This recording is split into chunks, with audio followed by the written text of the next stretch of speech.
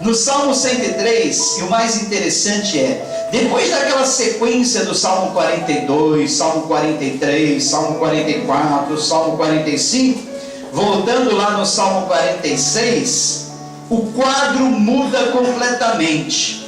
Da situação de abandono, desprezo, lamento, lamúria dos filhos de Coré nos Salmos 42 a 44, a 45, nós vemos agora no Salmo 46 uma situação diferente.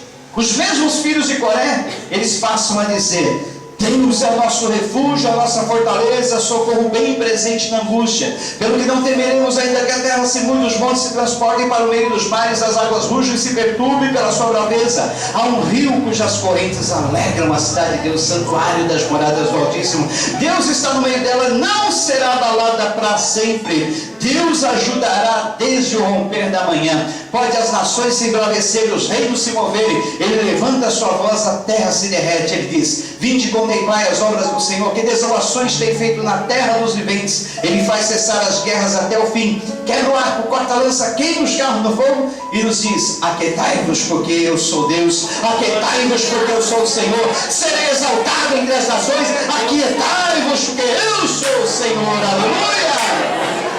Aplauda o Senhor, porque Ele é o nosso Senhor. Aplauda o Senhor.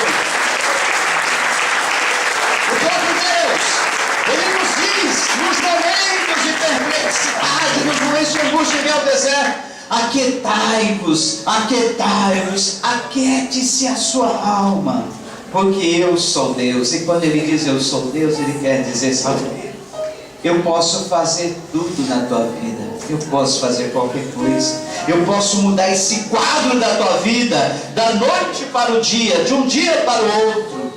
Porque Ele diz, ó, desde o romper da manhã, desde o amanhecer, eu vou te ajudar. Desde o romper da manhã. Pode a tristeza durar até a noite chegar, mas a alegria ela vem ao amanhecer. Pode a tristeza durar até a noite chegar, mas a alegria vem ao amanhecer. A alegria vem ao amanhecer.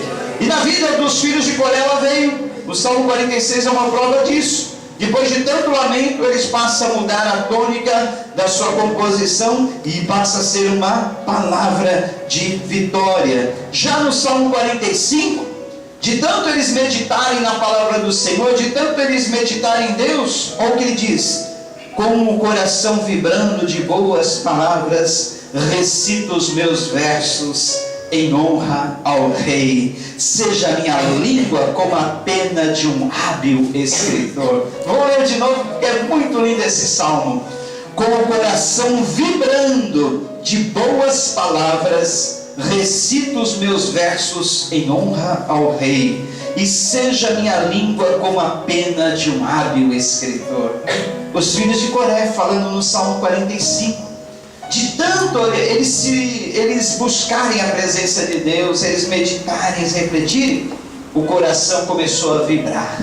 E o coração vibrando, como as cordas do instrumento, começaram a emitir palavras de louvor ao Rei. Ele diz: seja minha língua como a pena de um hábil escritor, que escreve os seus versos em honra ao Rei. Coisa maravilhosa. E voltando lá para o Salmo de número 103, depois das lamúrias do Salmo 101, Salmo 102 e aí por diante, no Salmo 103, agora escrito por Davi, ele diz assim, olha só que bonito: a esperança ela sempre toma o lugar da tristeza, do desespero, do abatimento. No Salmo 103, Davi diz assim: bendiga ao Senhor a minha alma, bendiga ao Senhor todo o meu ser, bendiga ao Senhor a minha alma, e não se esqueça de suas bênçãos, não se esqueça de nenhum só dos seus benefícios. Olha só, que receita maravilhosa o salmista está dando. Uma das receitas para nós vencermos a tristeza, a depressão, o vazio, a angústia dos meios do deserto é sempre lembrarmos-nos das bênçãos e dos benefícios de Deus na nossa vida. Bendiga ao Senhor a minha alma e não se esqueça dos seus benefícios, não esqueça das suas bênçãos. Comece a lembrar. coisas que Deus fez na tua vida. Por que a gente esquece tão fácil as coisas boas que Deus fez na nossa vida? Nós só vemos o momento presente, nós só vemos a dificuldade, só vemos a angústia, mas esquecemos as coisas boas que Deus fez lá no passado. E se Ele fez coisas boas no passado, Ele vai tornar a fazer no presente momento, Ele vai tornar a fazer no futuro. E não só as coisas que Ele já fez, mas coisas maiores Deus tem para a sua vida, coisas melhores Deus tem para você. Você acredita nisso? Então diga amém. Eu creio. O Senhor vai fazer na minha vida essas coisas maiores e melhores. E no Salmo 103, o mesmo Salmo, ele diz: é Ele que perdoa todos os teus pecados e cura as suas doenças, que resgata a sua vida da sepultura e te coroa de bondade e de compaixão, que enche de bens a sua existência, de modo que a sua juventude se renova como a águia.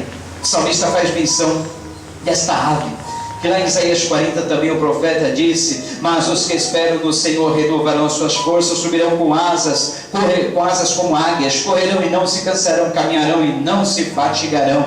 Todo aquele que espera no Senhor, todo aquele que descansa no Senhor, ele tem as suas forças renovadas como as da águia, e ele vai encontrar um lugar nas alturas com Deus. Amém? Mas onde o salmista ou os salmistas puderam aprender tudo isso? Na calmaria dos palácios? Na tranquilidade das mansões? Não. Lá no meio aos perigos, no meio da solidão, no meio da provação do deserto. Deserto é lugar de aprendizado para a nossa vida. O deserto é o lugar de aprendizado da nossa alma. E se você está passando pelo deserto, Deus está te ensinando. Pergunte para Ele: Deus, o que Tu está querendo me ensinar nesses momentos de deserto? Eu poderia me ater somente a esses homens, mas eu quero falar também de um príncipe no Novo Testamento. E eu chamo ele de príncipe porque ele foi o principal dos apóstolos, o homem do Novo Testamento que mais cartas escreveu, o que teve mais intimidade com Deus. E eu quero falar do apóstolo Paulo. Nós aprendemos com Moisés, aprendemos com Davi, vamos aprender um pouco com o apóstolo Paulo. Mas antes de falar do apóstolo Paulo, eu não poderia me esquecer de lembrar que Moisés também lá no deserto, a Bíblia diz que ele preferiu as riquezas provenientes do aprendizado com o Mestre Jesus Cristo do que os tesouros do Egito. Olha só o que diz Hebreus 11, 24 e 26. Pela fé, Moisés, já adulto, recusou ser chamado filho da filha do faraó, preferindo ser maltratado com o povo de Deus a desfrutar os prazeres do pecado durante algum tempo. Por amor de Cristo, considerou a desonra riqueza maior do que os tesouros do Egito, porque contemplava a sua recompensa. Pela fé saiu do Egito, não temendo a ira do rei, e perseverou, porque via aquele que é invisível. Você vê aquele que é invisível no meio da luta? Você vê aquele que é invisível no meio da tribulação? Você vê aquele que é invisível no meio da tempestade, no meio do deserto? E é por isso mesmo que nós não o vemos, porque ele é invisível. Você não vê Deus no teu lado quando você está caminhando em dificuldades, quando você está em meio aos problemas, em meio ao deserto, é porque ele é invisível, mas ele está agindo a todo momento na história da tua vida, ele está direcionando você no seu viver, na história da sua vida, na sua caminhada. Perceba as ações de Deus ao longo da história. E Moisés, ele preferiu a desonra do sofrimento por amor a Cristo do que poder desfrutar os prazeres do pecado durante algum tempo. Ele recusou ser chamado filho da filha de Faraó.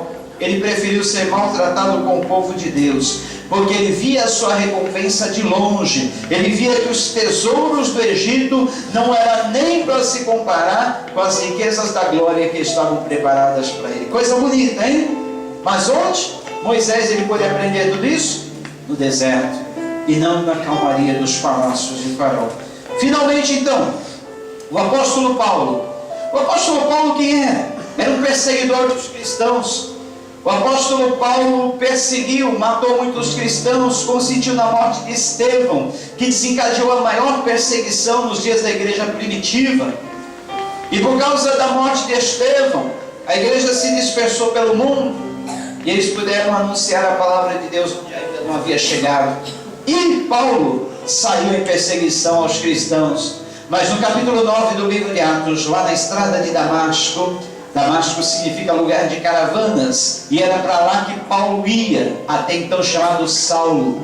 Quando ele caiu da sua montaria, com certeza ele ia num cavalo ou numa carruagem, ele caiu da sua montaria e ele pôde contemplar dos céus uma visão, um grande clarão na sua frente, na qual Jesus se apresentou dizendo: Paulo, Paulo, Paulo, ou Saulo, Saulo, Saulo, por que tu me persegues? Dura coisa para ti é recalcitrar, é teimar contra os aguilhões. O que é o aguilhão? Aquele ferro que espeta o boi quando o seu dono quer levar para um lado.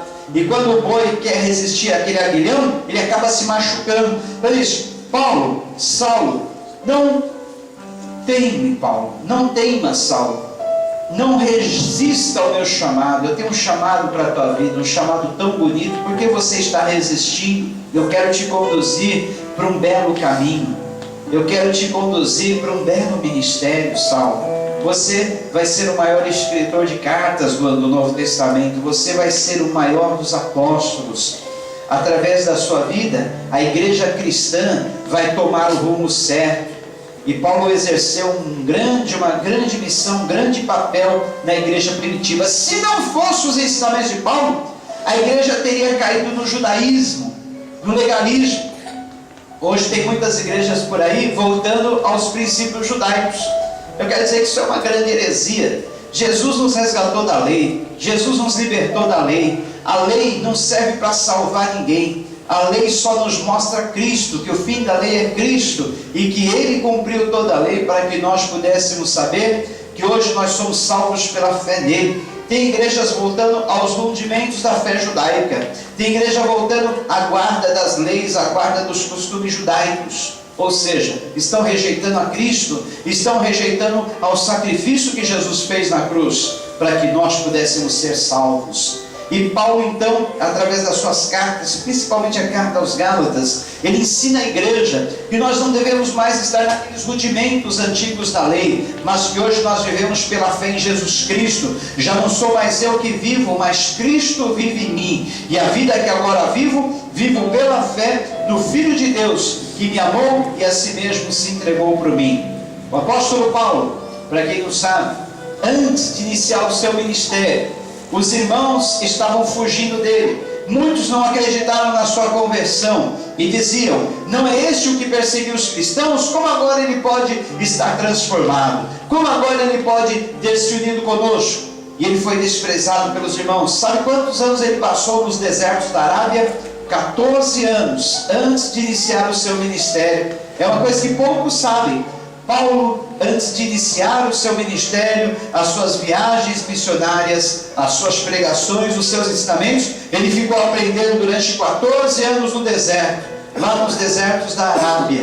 E então, só depois desse período, ele volta e os irmãos o recebem na comunhão dos santos e ele passa a desempenhar o seu ministério. Foi um duro e longo aprendizado na vida de Paulo, mas ele aprendeu coisas maravilhosas. E entre essas coisas maravilhosas que Paulo aprendeu no deserto, estão as palavras bonitas escritas por ele em Romanos capítulo 8. Ele diz ali: se somos filhos, então somos herdeiros, herdeiros de Deus, co-herdeiros com Cristo, se de fato participamos dos seus sofrimentos, para que também participemos da sua glória. Cristo nos convida a compartilharmos com Ele nos seus sofrimentos, a viver um pouco dos sofrimentos dele, para que nós possamos ser também participantes da sua glória. E em 16:18 ele diz assim: eu considero que os nossos sofrimentos atuais não podem nem ser comparados com a glória que em nós há de ser revelada. Olha só que coisa bonita Paulo aprendeu: que os sofrimentos do mundo presente não são nem para se comparar com a glória futura que em nós há de ser revelada.